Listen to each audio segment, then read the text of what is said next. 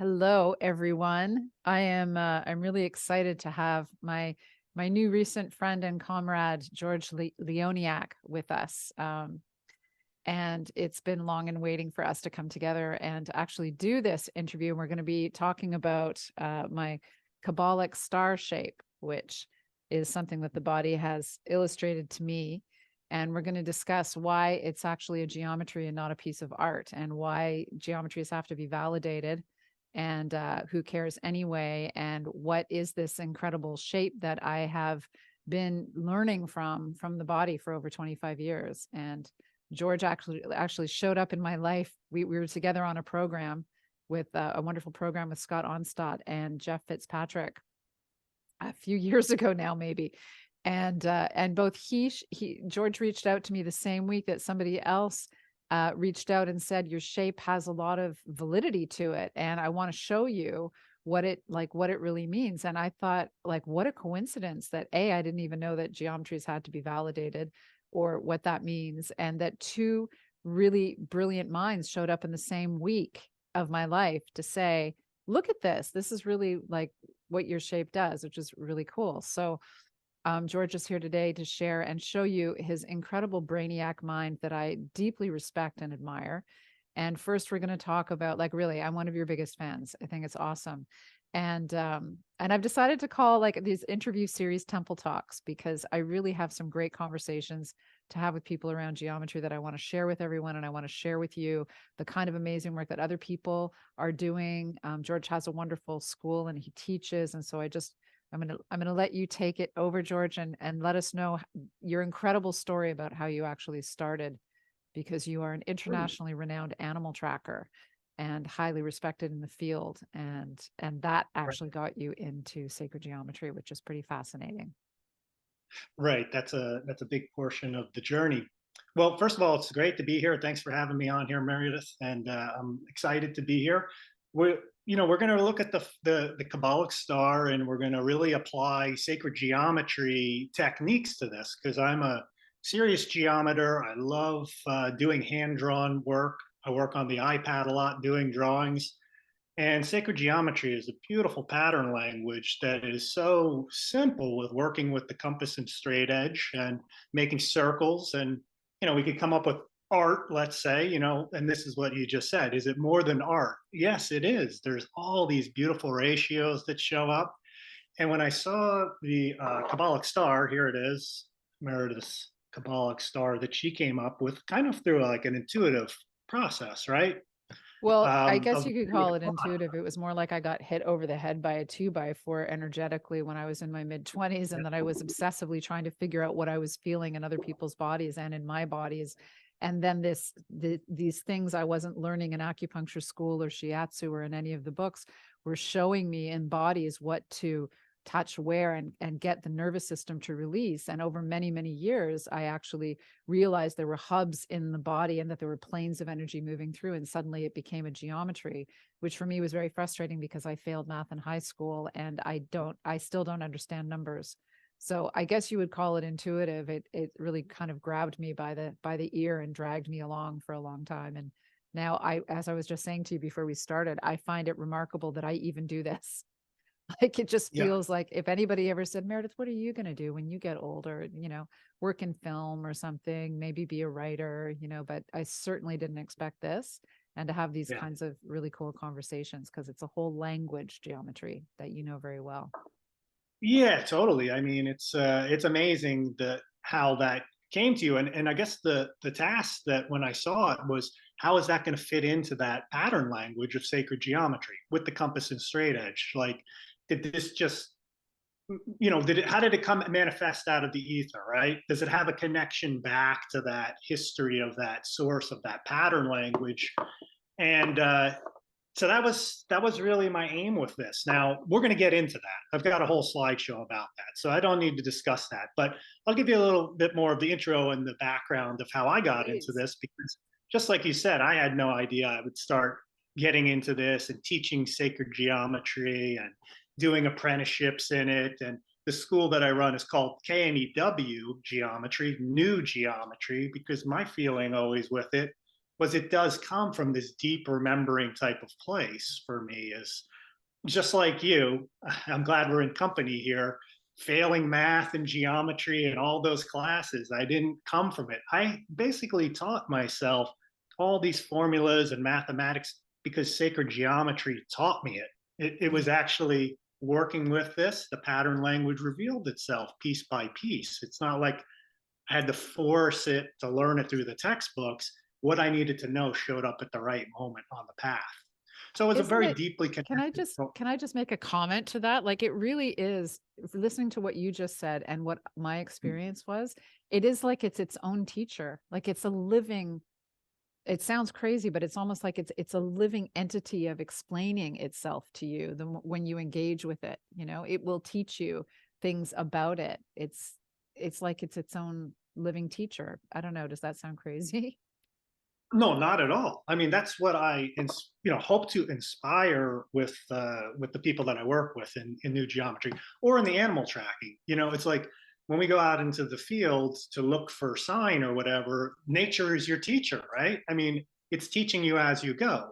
You can go in there and try to test out your theories and everything like that, but you have to be open and receptive to receive the communication that comes through it. So that was just deeply ingrained in my way of being for becoming an internationally renowned wildlife tracker and sharing deep observation, open-ended curiosity leading the relationship.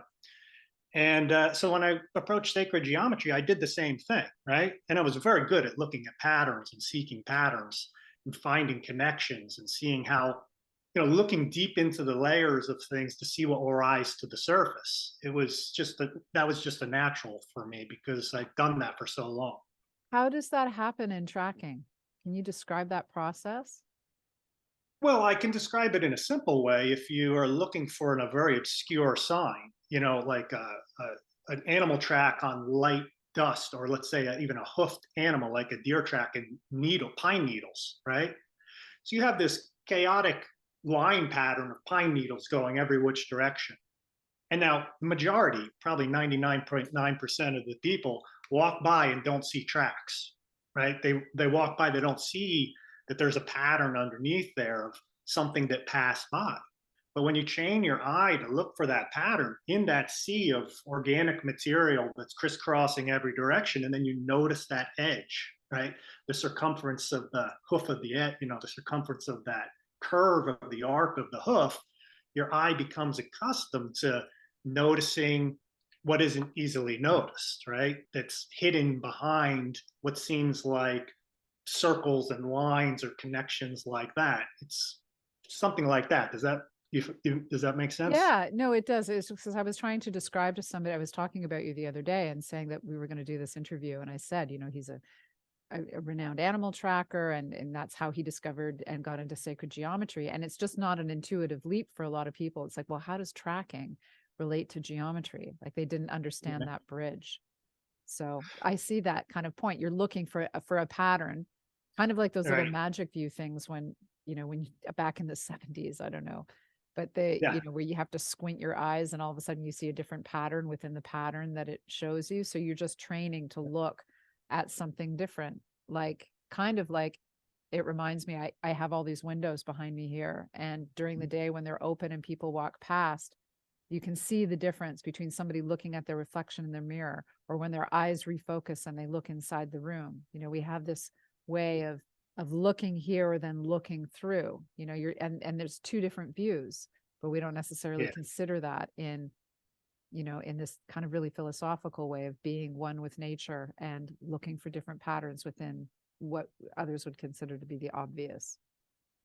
Totally. I mean, constantly looking at how light reflects off the surfaces, whether you're looking through the window or off the surface, or then seeing the smudge marks on the window. I mean, it's constantly a lot of information in our environment that we're usually just tune out. And when you open up your senses, auditory, sense of smell, eyesight, this is what tracking does. It turns on your nervous system to be highly attuned to your environment, right? And when you immerse yourself in natural settings, not just built settings, you go out and all of a sudden you enliven your whole nervous system to be attentive to your surroundings. And you start to learn more about it. Yeah. That's a fascinating point, because my experience was that whatever the energetic like thing that happened in my body, which felt like a huge rush of energy up my spine that was highly discombobulating for a month, and then led to like a number of years of me kind of piecing myself a little bit more comfortably back together, is that my nervous system got very sensitive. My nervous system Mhm. became very attuned to sensation on a different level. And Yep. that's exactly what was showing me. So I always have this line that people who know my work know well, that I say my nervous system is talking to your nervous system, talking about Mhm. itself. And when you're Mhm. seeing geometry, or if you're paying attention to your sensory awareness, you're creating a bridge between the conscious and subconscious minds, where a lot more information comes through. And that's where we get kind of our ancient pattern way of understanding pattern underneath the surface, and things Yeah. become revealed, because now we're looking at everything through a different lens altogether. Well said. I mean, that's just beautiful. I mean, it totally resonates with me, and those same type of energetic experiences that you're describing is can be initiated through this deep nature connection path that I'm Yeah. describing as well, you know, and then everything just starts to click. All the, you know, you're able to transfer that connection in nature to your whole beingness, because you are nature, right? You're alive, and in that flow, you become part of, integrated into the system.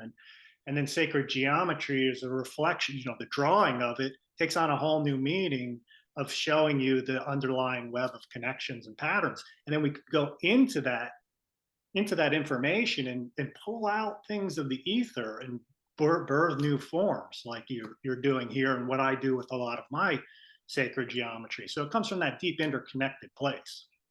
Beautiful. One little thing before we switch to the slideshow, I just wanted to mention there is an interesting link for me, but about 30 years ago, I got introduced to both of these topics, the wildlife tracking and the sacred geometry, both at the same time through one person, Robert Lawler, who you Oh may be yeah. familiar with. He wrote Sacred Geometry. Most people are familiar with his book, Sacred Geometry, but in my late teens, early 20s, I got both of his books, Sacred Geometry. I got actually the first book I got was the book Awakening to the Dreamtime, which is a huge book all about the Australian Aboriginal people. And he wrote about their deep nature connection and their tracking abilities, to, you know, how they use tracking as kind of a life path to open up their awareness and things like that. So that was one of the first things that I got related to tracking. Be like, geez, I want to follow that out. A couple months later, I saw he wrote a book on sacred geometry, and I knew it was the same author. So I got that book and looked through it, and I was like, whoa, math. I was like, he's got a lot of math in that book. Square root of 2, square root of 3. I wasn't prepared for that because, like I said, I flunked out of school pretty much, you know, for the geometry part and math. So I was not really good at that. But it was two seeds that were planted. I really went down the tracking path. It would just resonated with me. And then I went back and was like, full circle, Robert Lawler introduced these two core paths that were intimately connected How all the way from beautiful. back then.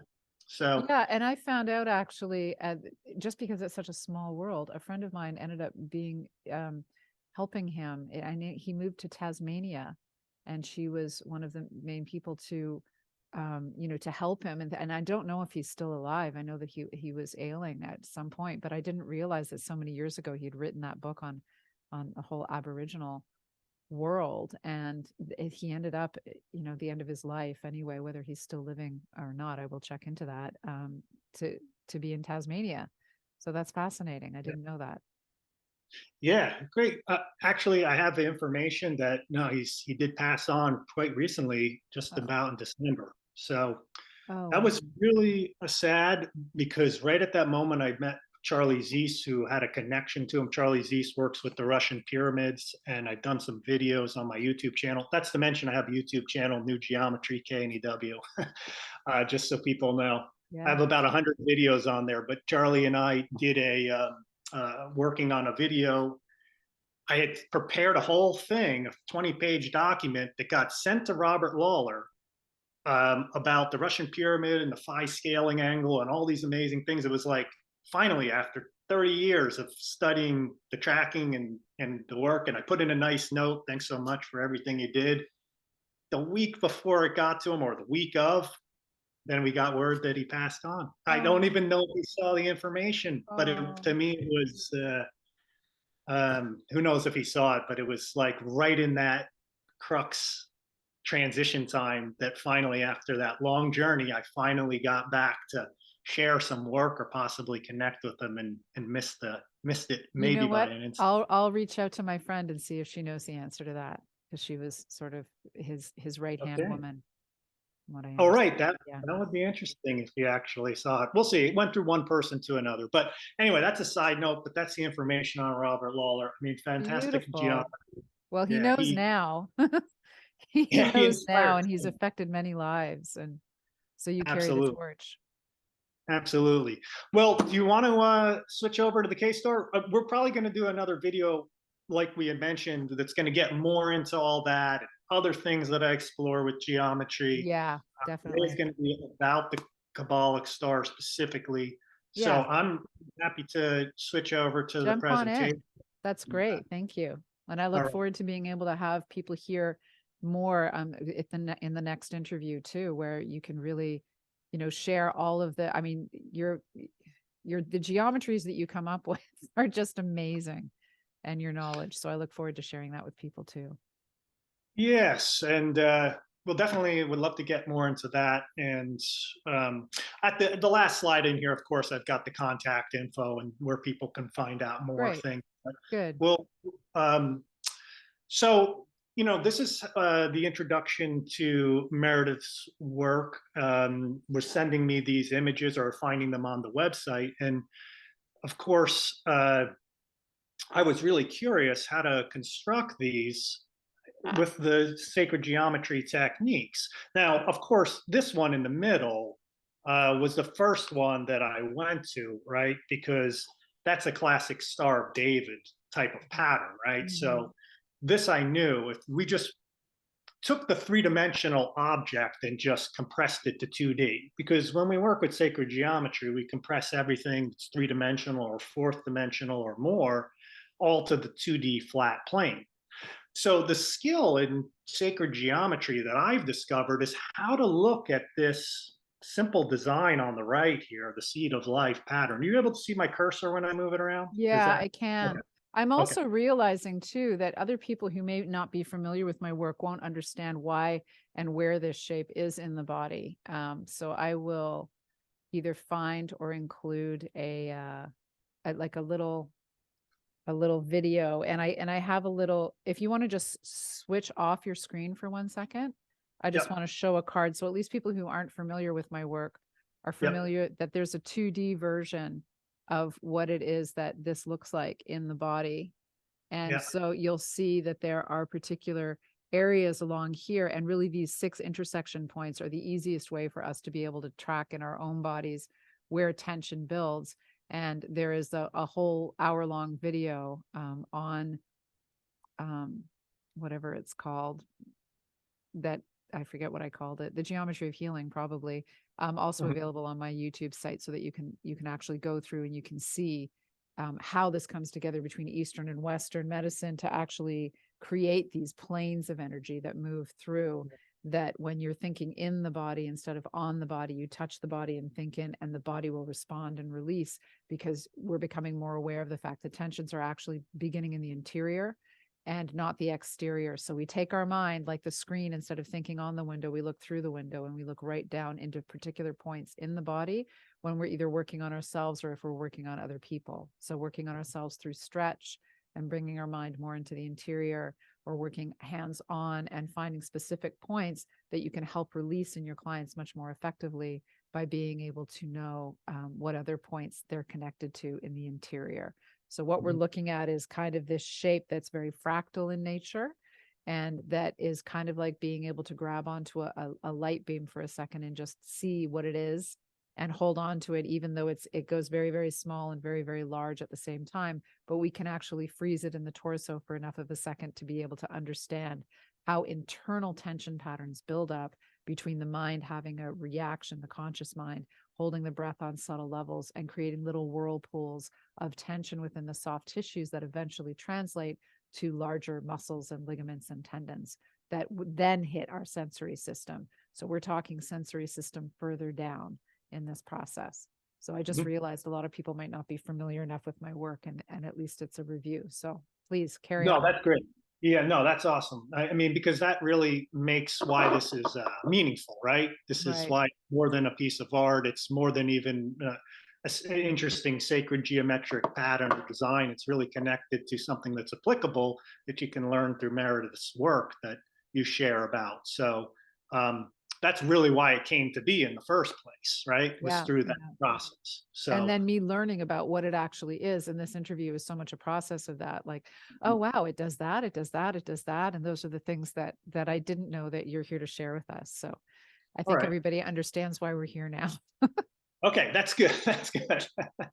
Well, I appreciate the overview of that. So, mostly what we're going to do is look at it from a few different types of views, right? Because I am looking at this geometrically of how do we, turn this from uh, Meredith's creation, Meredith's discovery of this. How does it apply to this geometric framework? So, you know, from the top down view of it, right, it's looks like this, like on the left here, the vertex view is the Star of David pattern here. I guess that's one way you could call it, two interlocking triangles, right?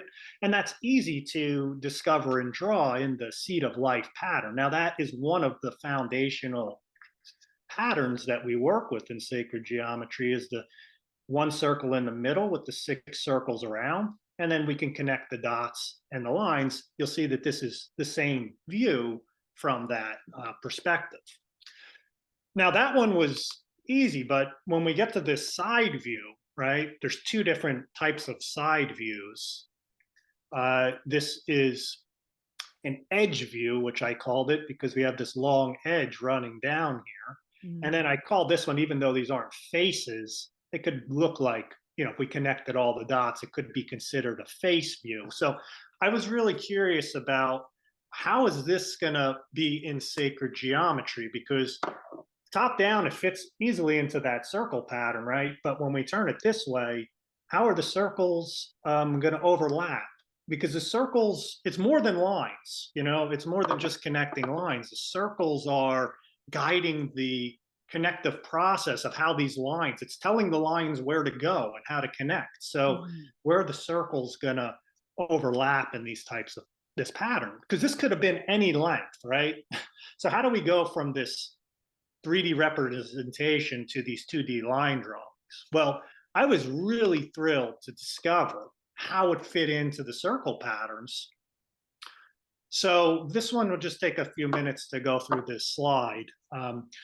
But we'll start with this view because we talked about the seed of life. And as I was saying before, one of the key things in sacred geometry is how to look at it in a way that you can look into this pattern and realize that there's the depth to it, right? And it's not just flat, not just two triangles. How far down does that go if we're looking at it from the top? And the proportions that you used for creating the form are amazing that they overlap with the seed of life, which is the same pattern 3 times. So if I just follow the circle pattern out, and I have other images of this in a moment, so you'll see what I mean. We have a central circle with 6 circles around, another central circle with 6 circles around, and all the key nodal points in the circle pattern itself are corresponding to the key nodal points that we need to draw the form from that perspective. And those key nodal points are those 6 points that I talk about in the torso, where we can feel most consciously where tension is actually like up, and those points up there, that's, deep inside the pectoral muscle between that and the scapula, right inside the body. And it is the area where all of your neck and shoulder and your arm pain comes from, for instance. Interesting. Yeah, I mean, you might You could probably, keep the circle template as a background, because at least in 2D, this is, we look at these circles as kind of like this invisible nature, invisible sea of spheres and circles all interacting, right? And this is kind of what this seed of life pattern is doing. And then all of a sudden, from those nodal points, we're actually finding points within that sea that creates the form, right? That creates the matter out of that infinite sea of circle patterns that we're seeing here. And then this is now the manifestation of that form kind of being birthed through those interactions of those circles. So, I mean, that's deep. You get deeper into contemplating, how can this be? How does the circle pattern create the form? I'm really curious. You could have chose really any length, to make this form, right? Like, for some reason, you chose this particular proportionality, to get the length here, that just fit in at the correct nodal points for it to land on those spots. Well, that's just what the body was like showing up. So those 2 points on the top relate to the points in the upper part of the body, and then in the middle there are the your organs of stomach and spleen on the left side, and liver and gallbladder on the right, and areas where tension builds around there underneath your rib cage. And then down at the bottom where your cursor is, those are points deep inside the abdomen, that correspond to, like, if you had your thumbs just underneath your belly button and your four fingers just above your pubic bone, and you let your hands rest over each side of your lower abdomen, right in the middle of your palm going into your abdomen is where that other whirlpool is, and they're all connected all the way up. So this is really almost like a hydraulic system of movement happening through the body.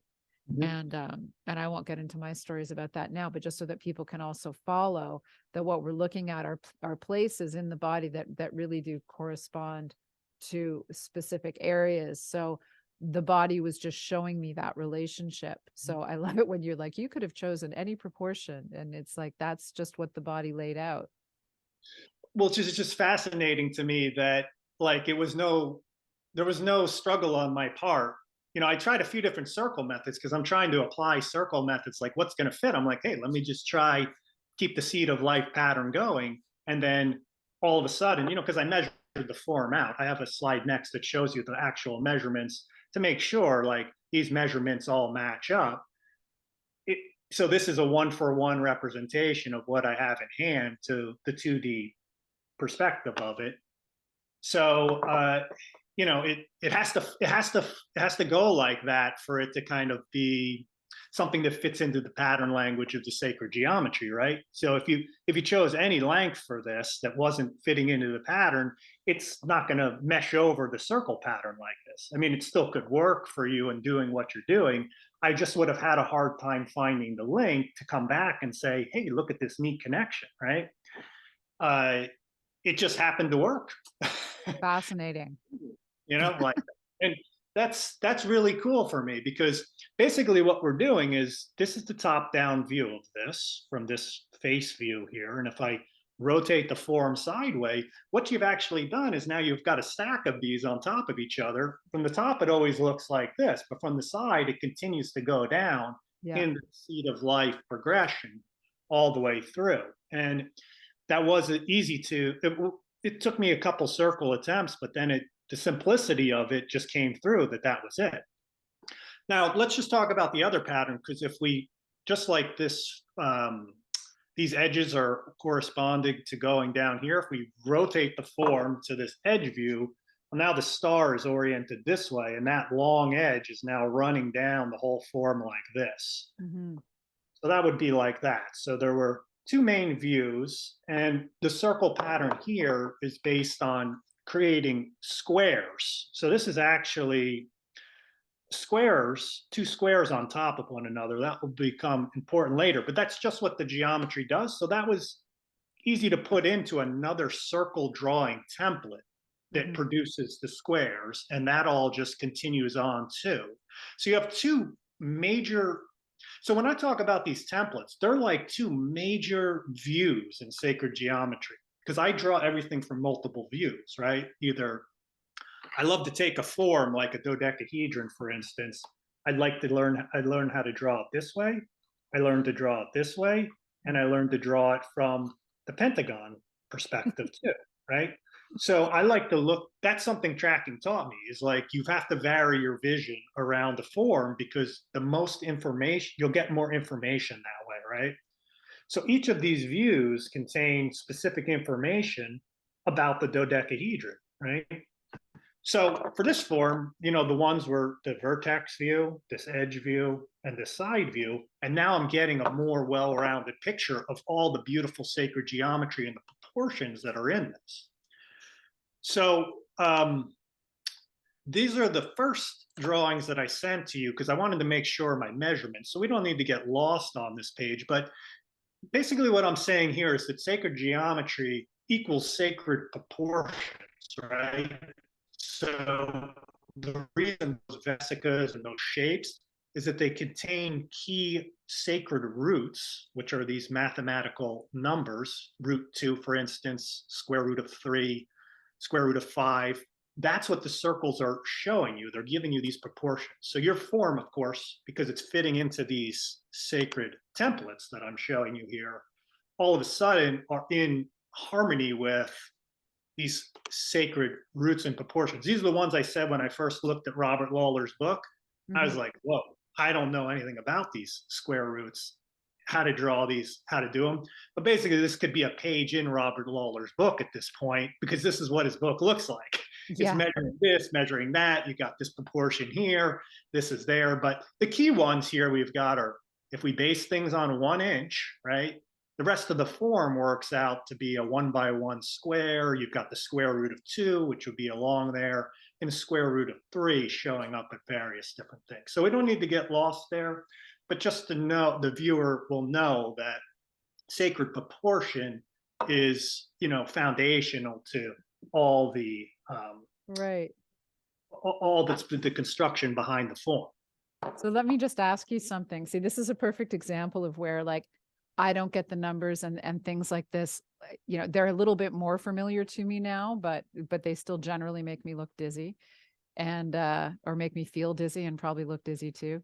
But what I see, for instance, in this shape, and we were talking before when we first met about possibly jitterbugging it, because what I see is that it's actually showing clockwise and counterclockwise rotation at the same time in the same shape. Yeah. Does that make sense? Well, it does, because that was one of the main tasks that you put before me, was to figure out how I can get it to kind of get a twist to it, like the Yeah. Buckminster Fuller's jitterbug, where you can move the cube octahedron. I have one over there, but I won't run and get it.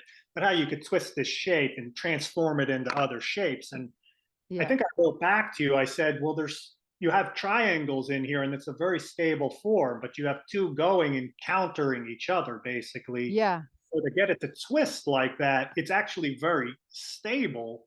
But if you look at it as that they're both happening at the same time, well, then it makes sense that you have the inner triangles that are in here facing the different directions. So it's actually very stable, like this is very stable. But if you remove that inner structure and had those as invisible lines in there, then you could get the counter and clockwise motion throughout. Right. Yeah. Because to me, it looks like I mean, as you're saying, because to me, what I'm seeing in my mind's eye is that it is expressing clockwise and counterclockwise at the same time. And to do those both in the exact same space at the same time, you can't do in 3D, if that makes sense. And so this is kind of an example of where you get the numbers and I'm getting like this idea more, and I don't know how to relate to the numbers, but that I'm seeing, like, I'm getting the understanding that because it's very stable, you can't really do that.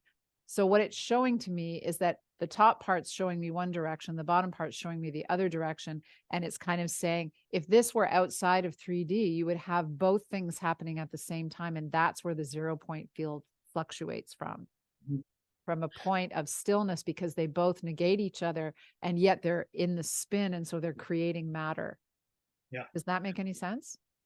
Yeah, I mean, your meeting place here would be at the center of the form here, and if you're one way or the other, I started to attempt to build that. If I wanted to do the whole column like you're saying, I could only have it twist one direction. I couldn't. Exactly. Yeah. Yeah. And yet when you're turning, if you're wringing something out, you're turning your hand in one direction and you're turning it in the opposite direction that way. So there's like two movements happening at the same time. And I just keep seeing in my mind's eye that this shape is showing that, yeah, I'm just going to explain the same thing again, but the idea that within the 0 point field, because I see this within the body and the toroidal field around it, that within that space of where 0 point meets and where spin begins, where distortion begins outside of the 0 point field, that there is a place where both the material and the immaterial are meeting, and clockwise and counterclockwise spin exist in the same place, which in these dimensions can only happen, let's say in the middle, there's a spin and then there's an external around it, but they can't happen in the exact same place. Is that incorrect? No, I mean, I think that that's what I'm seeing in the form. And however, if we isolate the form from the continued rest of the structure, like this can be a continued column, right? You know, If you so take out one of the oppositions, because there's an opposition within it to show counterclockwise or clockwise, right? That's what you're saying. You'd have to take out one of those sides in order for it to twist and jitterbug. exactly, yeah. Yeah. So it, it's still a challenge. I was able to make that go in one direction. I just wasn't able to produce it in both because it is stable like this form, right? Until you take Right. the Yeah. internal structure. So this is the jitter bug with the connecting lines on the inside. This is the vector equilibrium cube octahedron with the inner point, right? This is the 0 point in the middle of this form. If we take out all this internal structure, we can create that twist that you're describing, but with the Right. internal But structure. we can't do that in these dimensional spaces, but it's indicating to me that it does, that actually spin and counterspin exist in the exact same moment of space and time, and that's actually where the suction from the vacuum out into material manifestation begins. That's what it says to me within that. Well, you have, I mean, I am probably a little out of my league, but I know you have amazing friends who are studying that material. Who are really deep into those types of questions that are part of the puzzle of trying to figure out how that all works. Because I feel what you're saying, and I believe the sacred geometry, from my understanding of doing the drawings and my sense of it, is doing what you're describing. Now, how we turn that, just like I did, turn this into sacred geometry, how we turn that into that uh, physics concept that you're describing, right, is Yeah. is another tier of the puzzle that probably I don't have the calculations for within this, but it will be connected to these sacred proportions, Yeah. and that's part of the missing link. So I'm gonna have to leave that one open ended, but Totally. Yeah. No, that's great. I totally get what you're saying with it, because like I said, I'm not a hardcore physicist or mathematician. Sacred geometry has led me along the path to be able to do what it is that I could do with it and It's a discover. vision. Yeah, it's vision. And that, what I was describing is the vision that I see of the next level of it, things happening in the same space at the same time. So, Right. And of course, that vision is then guiding us along the curiosity and the questions, right, that lead right. further down the path for those types of answers. Maybe there will be something in here as we go further on that will revisit Okay. that feeling in a moment. Let's see if it comes back. But let's just go through the rest of these slides just to show a little bit better to what I meant when there was three seeds of life here Mm-hmm. intersecting along this pattern. So basically, I didn't draw this, but you could draw this form, this cube octahedron, right here in this seed of life, the I think green one. people will have a hard time seeing you because you're very small over in the screen here while you're sharing your screen. They can't see that when you're lifting up shapes and holding them very Okay, well. okay, I gotcha. Well, we'll look at some of these forms at the end, but I could Sure. draw that cube octahedron within this central green one, and right here would be the 0 point of it. Yeah. You could also have 0 point in us. If we were to do this again, cube octahedron, we could do it again here, right? We could do it again. That's what this pattern shows. It's showing at each point within the overall seed, of the circle pattern, you can repeatedly draw 0 point at every single one of those nodes. So it's really an infinite sea of uh, what's Nassim say? It's like a smoothie universe. I think I remember him saying one point, like the little toroidal fields at every single point around. Maybe you've heard him discuss that. Yeah, But he talks about how, the Planck length and that every like the 0 point field basically is in every point of space. exactly. And that's what this pattern's showing. So each of these little nodal point intersections can be that. We've kind of gone into this to create the form out of all those 0 points, right? Yeah. And which means it's interconnected to all those 0 points through all these intersection nodes that we're looking at, but we're still giving it some centrality to it, right? Because we're going to put it into the core of our body, right? And there's going to be key locations in the body that are going to be probably more active than others as a central place to the rest of the body. We're going to put this all in a cube in a minute, and that will kind of put it into a larger perspective. But this, in terms of the sacred geometry pattern, at least these three circles will show you what I mean by three seeds of life, each of these being a seed of life overlapping in the big vesica Pisces, right? Which is the mother of all creation forms. And what do we notice is that the form itself is right from tip to tip, right inside the vesica. Mhm. And that vesica shape, of course, there's little vesicas all throughout it, but that is a key a key proportion in sacred geometry, the vesica Pisces. That is the square root of 3, and that is internally inside a cube. So I don't know if you could see this, but square root of 3 is that yellow line Yeah. inside the cube. Mhm. Okay, that's the square root of 3, and that is gave me the clue of how this column that you've done can be inside a cube, right? And this is if you were to think of star tetrahedron or things like that, or tetrahedrons tapped on one of another, the form itself may be inside a cube or a variety of other shapes that I could put it in, but we'll discuss some of that in a moment. But I also want to say that drawing sacred geometry is a key point in connecting to and kind of coming aligned with this kind of contemplation and having the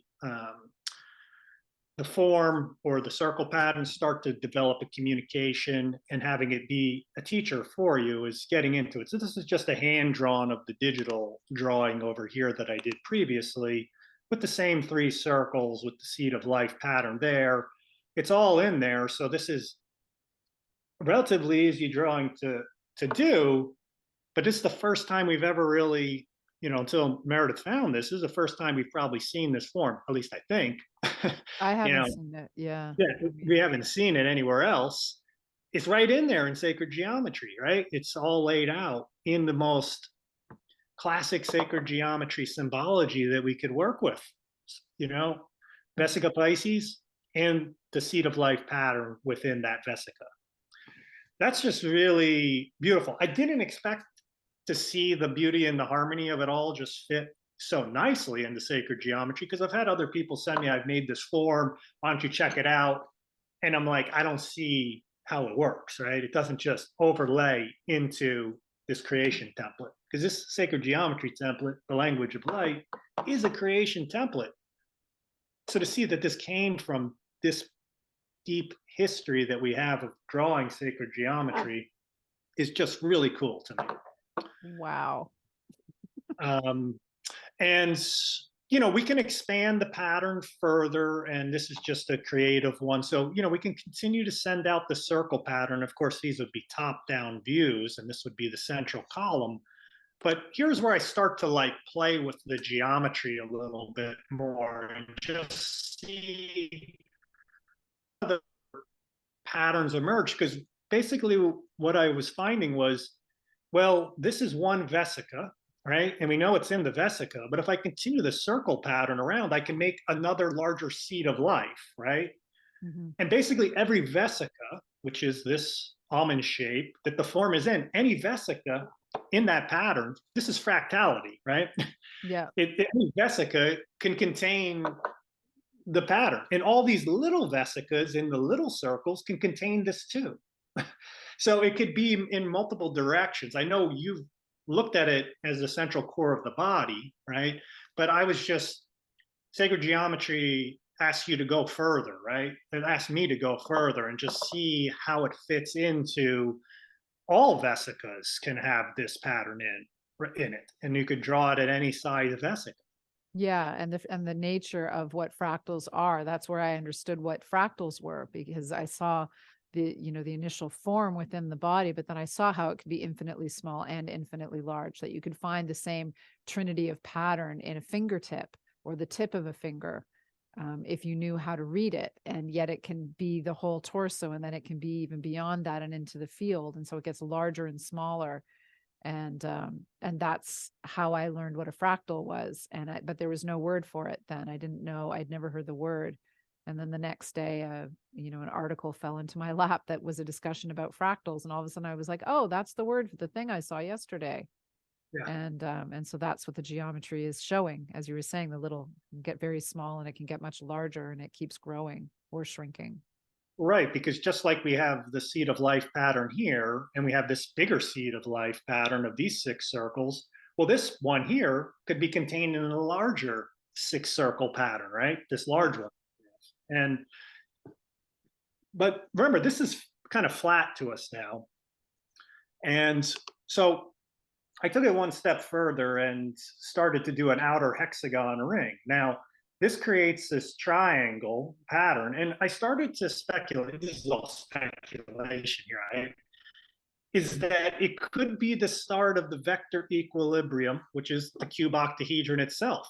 Basically, picture each one of these struts, these green struts, Right. as the Kabbalic stars themselves actually can be the link between the edges. Like, rather than it be a strut, there could be more information in the Within each actual strut. star itself. Like, this Yeah. becomes the connector in a way, right? And that's kind of where it led me. Now, I don't know if you've looked at it that way, because you can do No, it but at it multiple. makes sense because it can, form can be seen anywhere in the small and in the large. So it makes sense to me.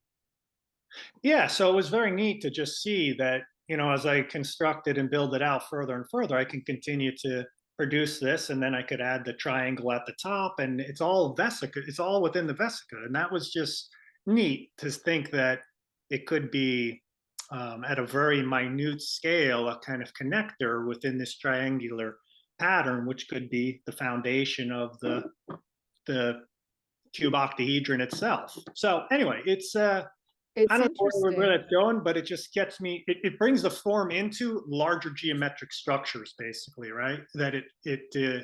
And that puts our whole beingness into larger geometric structures as well, an interconnected pattern. If this is found, one of these are found in the body, there's a whole interlocking geometry that it's connected to that is around.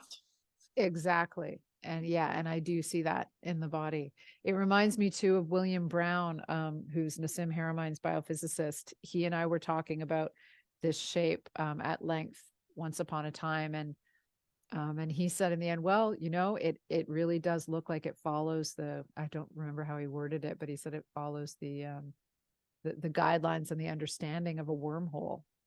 Mm. Yeah, so Fantastic. Well, it seems like there's a lot more potential to be discovered in terms of how it relates to the physics. And we know that the vector equilibrium is part of the 0 point, and we're discussing the 0 points at all these major nodal points.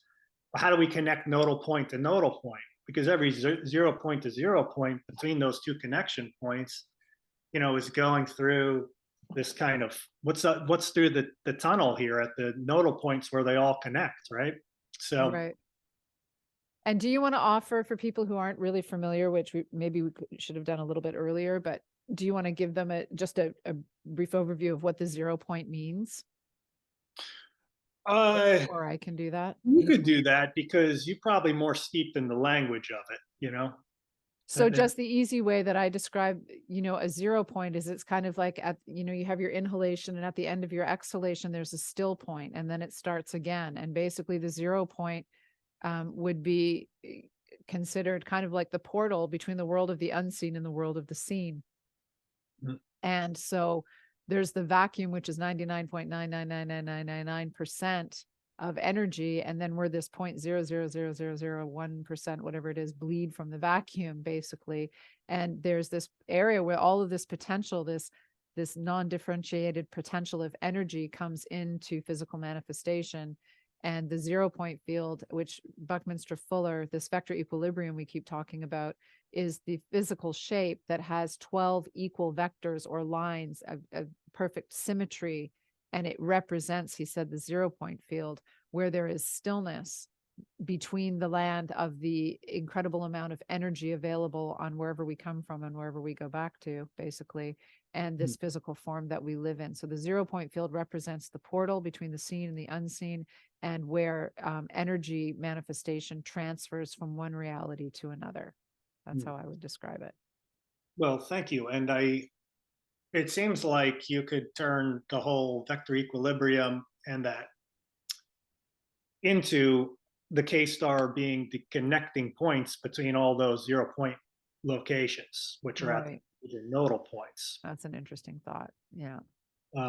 So that's one avenue of exploration. Because very basically at this point, Meredith, I mean, after I figured that out, I just start playing with other concepts and where sacred geometry leads me. Like, they're both mostly. I'm not saying that's how it is. It's Yeah. more like No. this is where it led me to just how does it fit into other sacred geometry drawings that I can do with it. And this is the one I was mentioning before about the cube. So this is a cube on its vertices. Okay, this would be three faces that you're seeing. Uh-huh. And the other three faces would be on the back. So this would be like a Merkaba, right? Because the cube is a Merkaba, or the Right. Merkaba is in the cube. Mm-hmm. It would be spinning around like so. And your K star would be from the upper vertice to the lower vertice of that spinning point if we put it inside a cube like that, because it's in the vesica, which is the square root of 3, which is that central line from opposing vertices of the cube, which means that you could put it inside the cube like that. And that could have a connection to the body, because many meditators feel the body's within a Merkaba or in a star tetrahedron version of that. And this would kind of correlate to having that orientation along that axis, right? Right. And we could also put it into an octahedron, for instance. So that's the 8-sided platonic solid. You could put it in that same length. And this purple square is actually, with the two lines crossing through it, would be an octahedron. I have one of those nearby, I think. Or maybe I don't. Oh, yeah, here's a little one. That's the little octahedron. So that's the 8-sided shape. You could also put it in there too, and it would fit in 6 directions. So here's the drawing we were talking about before, so that you showed me prior to getting together. Because what I did with this drawing was basically turn the central drawing in the cube. I basically turned it into an 8-direction model, so or four directions. So the cube has a K star going to each of the corners, basically. So there'd be 4 of these Kabbalic stars making up the interior of the cube. So that's what this drawing is representing. And it's similar to your pattern over here. And I can make this one larger, that you were talking about before. Did you want to discuss that one? Because I know you were one of the ones you called up before we started. Yeah. Well, I mean, so this is the vector equilibrium. Mhm. And I found it really fascinating that, I mean, I've put my shape in the middle of it, but just to be able to fill in the blanks in the middle, because normally you wouldn't see in this vertical column, you wouldn't see all the lines there. I kind of added some of them to show my shape. Yeah. But if you take all those like kind of little spider web lines out to see where my shape is, you just see these three angles. And what I found really interesting, because I do have this feeling that it's showing a 3D version of a larger dimensional space. Mhm. And so this shape, which fits so perfectly in a 2D version of the vector equilibrium, is actually showing a hexagonal shape on an angle, Mhm. right? Yep. So for people who don't understand the vector equilibrium really well, if you took a pizza pie and you cut it into 6 pieces, and you had 3 of those together, and you cross them over in the middle, that would be the vector equilibrium. Yep. So one of those pizza pie pieces of the 6 sides there of the hexagon is turned to the side so that you can see it on a 2D angle. And Mhm. in 3D, it's this shape that George has been showing up, that is all encompassing. So I just find it interesting that it's basically like, here's your shape, but it's represented to a different angle that you're looking at of a hexagon, even though the whole shape is very hexagonal. Mhm. Um, it's got this kind of like different dimensional view. Again, it's showing a different dimensional view. And Mhm. that's what I keep seeing, that it's offering, like, there's this dimension, but then if you just look a little bit this way, it's that dimension. And that within that I'm not explaining very well, it's showing that there is it's a 2D and a 3D representation of a larger dimensional Mhm. reality, basically, where Yeah. spin and counter spin meet in the middle and create something that you can't really create in the 3D world, but you can create in the 0 point field because it's part of the portal. Yeah. That's And so it's changing dimensional space. That's what it's saying to me more at Yeah. this point. And that is actually light frequency, Mhm. um, much more even than neural frequency and sound. Totally. And that is very difficult stuff to try to explain for sure, and but the drawing that you did, that you have there, it leads you there, right? It gets you creatively engaged with that, and it's pointing you in that direction to start to sense those deeper connections and find different ways to try and articulate that. That's why these drawings contain so much information, Yeah. and why so many people can look at it and get something from a slightly different perspective from it. Eventually, it kind of leads you kind of to the same place, trying to articulate the same thing from different ways, right? And that's somehow what a drawing like this will contain. And you could find different things in it, like you did. Like, there's your shape, and you were able to go into that 2D flat drawing and see three dimensionality in that, and then create the form, and bring the form out of that. Or it sounds like maybe you discovered the form before and then started to see it in this. So how did it Oh work? yeah. No, that's what happened. I even remember the moment that I first saw it, actually. So the And form came to you through your body work, and yeah. and Yeah, the then form totally came to me through body work. And then I was watching Marshall Lefferts in Hawaii the first time I met Marshall, and he was doing a presentation, and this vector equilibrium came up, and suddenly I saw, oh my God, that's 3 of those shapes in 2D. And Mhm. why is that? That's kind of, I feel like I'm just stumbling along, learning more about it all the time, and it just showed up in the body, so to speak. Yeah, I think it's almost easier if I rotate this image like this, Right. because now you could see that in the cube octahedron itself, in the vector equilibrium, this is a flat hexagon plane, this outline of the shape here, right? So Yeah. the vector equilibrium, if we go through it, if we laid that and rotate it around, it would be like the outer hexagon that we see here. It would be Right. flat. Or like the white hexagon that you see in what it is that you've outlined in your drawing there. Yes, it would be like that too. Totally. Yeah. Yeah. So 3 of those put together. even though this is like a tilted hexagon to you, you can take it as if it were the shape of the outline of the form, right? You could extrapolate a new form, a new shape from this, and then use those edges that you're looking at as the outline of the form. So then Right. at that point, it's not a flat hexagon anymore.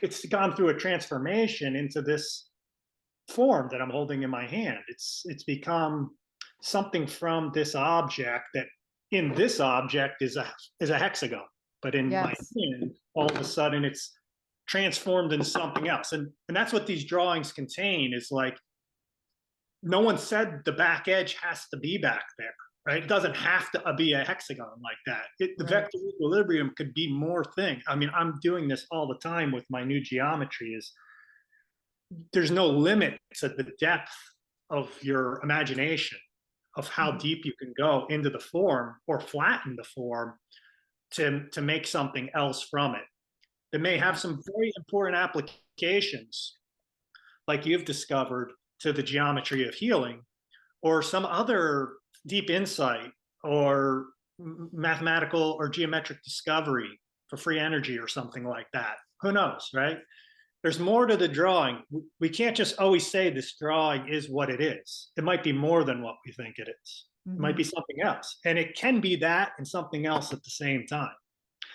So that's an important piece to this. Yeah, and also like looking at the piece that you've drawn here, I mean, the multifaceted nature of the possibilities of what they could all represent if you could make that into 3D. Mhm. Like that's kind of basically what I did was pull something out and make this 3D shape that represents all of these other things we were talking about. And then I think, well, like, look at your shape that you just created there. Like, what would that look like in 3D?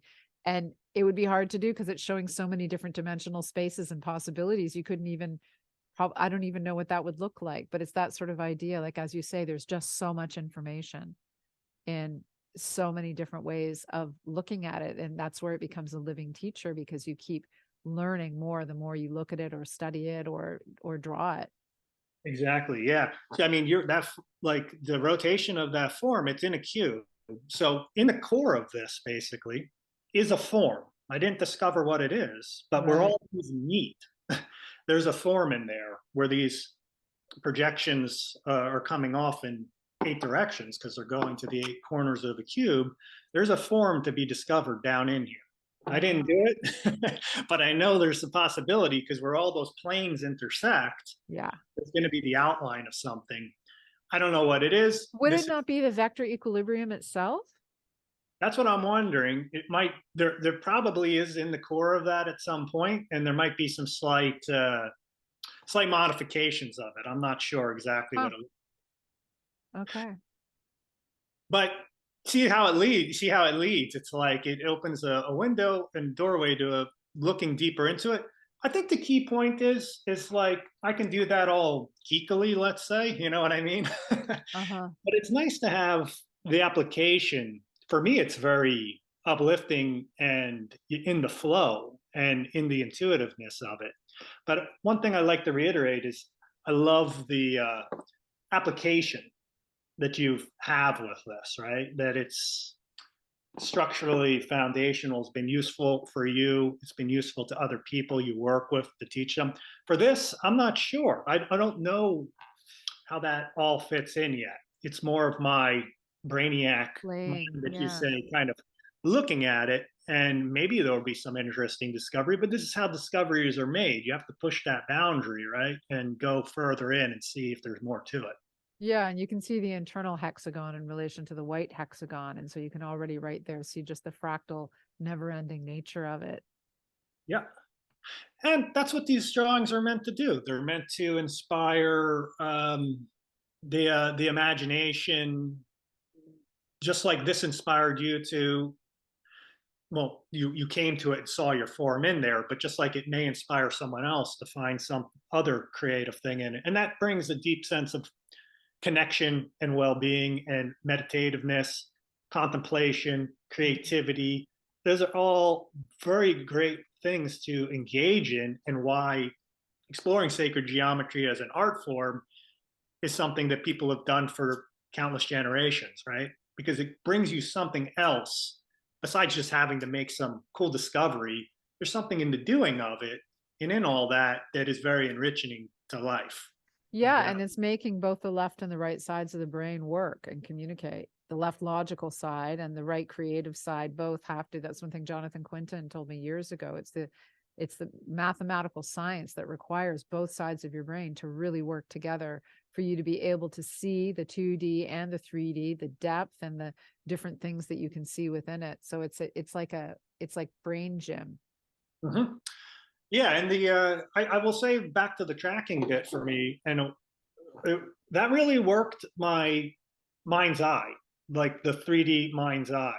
Yeah. And because when you're looking at a set of tracks on the ground and you're trying to visualize in your mind's eye, how did this animal move through here? Was it walking? Was it running? You're trying to extrapolate from this sequence of tracks on the ground how the animal moved. And then you have to picture what's not there.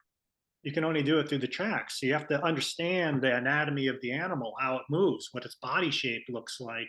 And then you play a motion picture in your mind to see it like that. So you're visualizing in your mind, like floating above the animal or going to the left or going to the front, visualizing it from all these angles. So that's what I do when I look at these shapes is I'm in my mind's eye, right? Rotating it around and then trying to find ways to depict it on the paper like this. And then once you get it on paper, you get the measurements and then you can create this, right? You can go through the vehicle of your creativity, through the mind, putting it down on the drafting paper, manifesting the form, right? So you're birthing stuff out of, where did it come from, right? It's very cool. Beautiful. So here's just another like one of those little journeys. Here's the octahedron version of it. So now this is into the 6 directions towards you and away from you, up, down, left, right.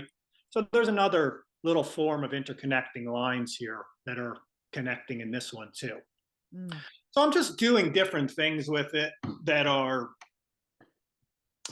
with the form, seeing how it fits into other patterns and seeing what other patterns may be discovered through doing that. You know how in this image and in the beginning too, when you were showing the circles that were behind it, I know before I saw pictures of just where you pulled the shape away and you could just see what the circle pattern was underneath. Do you have that available? Was it earlier? Yeah, like if you go to one of the first, go there. This one here? No. Yeah. Like if you could pull the shape away to see what the circles are underneath. Oh, just a few circles? Yeah. Yeah, the circles and the... I don't have the circles just by themselves on that one. The best way I could depict it here is that with these 3 circles, it's the same repeating circle pattern. Right. 6 around 1, basically. 1 in the center and 6. This one shares the 2 circles from here and then from here. Right. Yeah. And then this one is just a continuation of the circle pattern. Beautiful. All right, one last slide here that I want to end on before just kind of wrapping up and letting people know some other things they could find out about new geometry is just this, because I work with the golden ratio a lot. It's a huge part of sacred geometry that I'm always engaged in.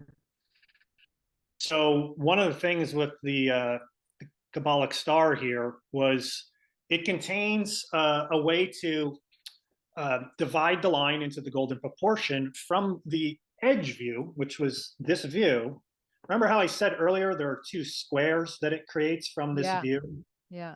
So that's a classic sacred geometry design, is if you have those 2 squares and pop a circle in the middle, that would be, the size of that square. This circle would fit in this square. If it's in the middle, and you draw that diagonal, well, that line that intersects the circle is divided into the golden ratio here. So this would be 1 to 0.618, which would be 1.618.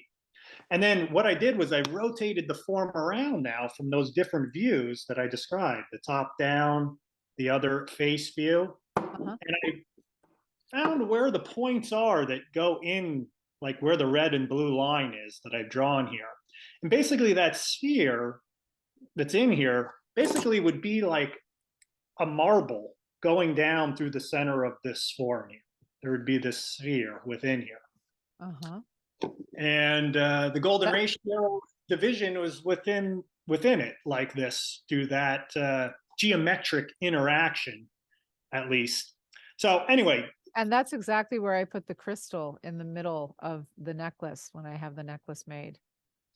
well, you know what might be an interesting thing, because that size here will fit perfectly within here, is if it is to this dimensions, you'll energetically, invisibly, right? Because there's invisible lines here. These phi is like in this invisible line. It's in many things, right? That's, Right. you know, the golden proportion showing up at this circle interaction. If there was a circular crystal in the K-star right at this point that is basically the size of this square, right? It will fit from top down inside the Kabbalic star like this. And that size invisibly will be dividing an imaginary line, the circle of that crystal, or that spherical shape, would be divided in half right here, or divided into the golden proportion. So there's just little things like that that I think are the hidden geometry that is in the structure. You won't actually get it from this view because once you rotate it, that circle looks like it's just floating in space. But from this view, it contains the 2 by 1 rectangle, and that creates another sacred root, square root of 5. So basically, you have all the big square roots. In fact, Robert Lawler's book, One More Mention, his first 3 sections of the book are square root of 2, square root of 3, square root of 5.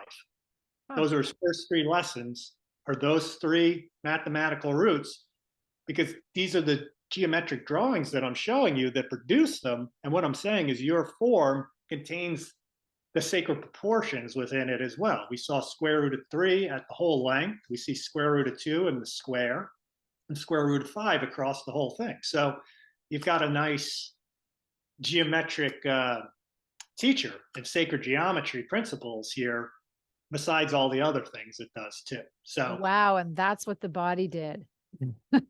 that's amazing that it came out of the body like Isn't that. it? Right? With like absolutely no intellectual process whatsoever, just sheer sensory experience. And that's what it does. Like that is super cool.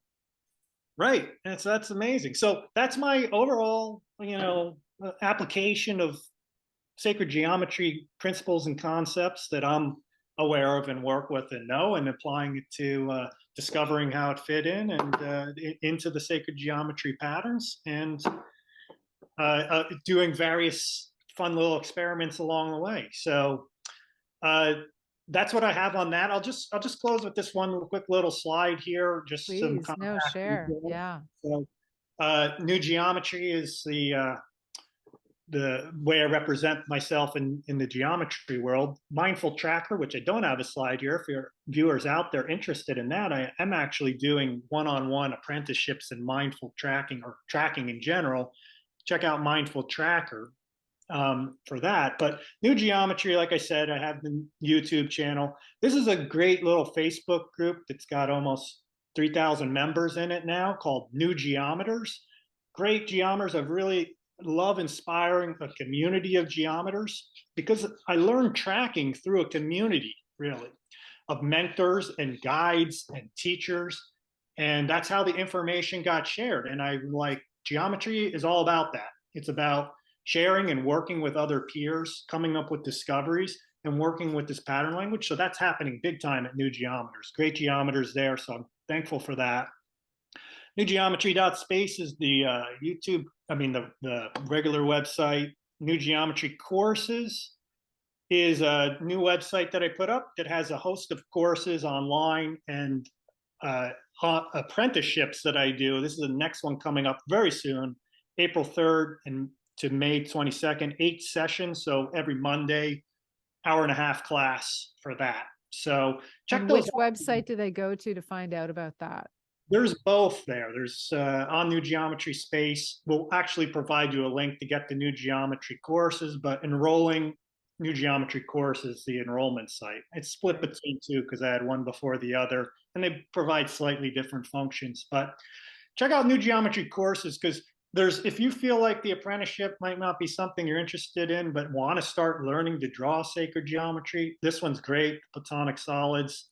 a reasonable price. It's a whole guide that I wrote, about 70 pages, in conjunction with the videos that walk you through working with the golden ratio to draw the forms of the platonic solids, and seeing the interactions and the nesting material that I'm talking about. You're really entering into the pattern language. It's a great little foundational course to get started. But there's nothing like working in the apprenticeship with a one-on-one or small group instruction that goes on, because the geometers that show up are great. Beginners welcomed. You'll be amazed if you were to do something like that, how far you'll accelerate, and the types of things you'll be producing is just mind-blowing. It blows me away, every time, how someone picks up the patterns and they start creating their own creative designs from doing things like that. So you could approach it artistically or, mathematically, whatever people feel called to. That's just an overview. I didn't get into all the discoveries and things that I love working on, but that will be for the next We'll video. do that next time. Some of those Yeah, things. definitely.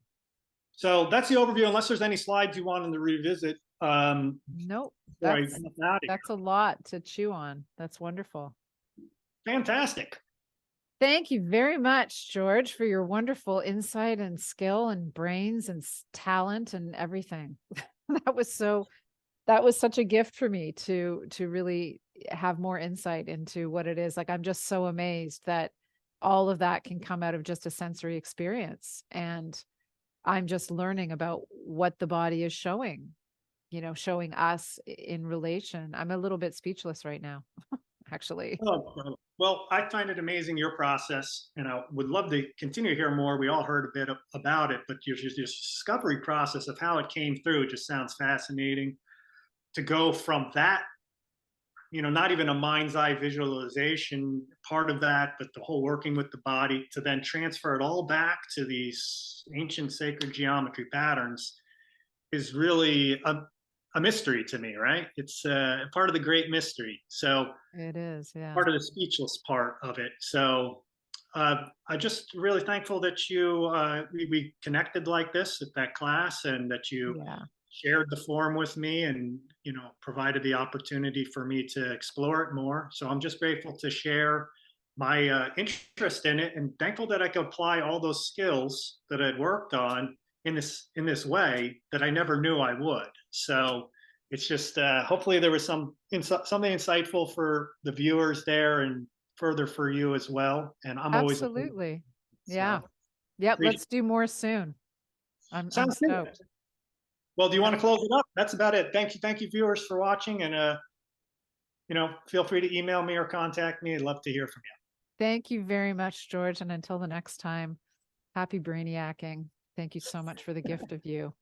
All We'll right. talk soon. Bye bye. Bye-bye.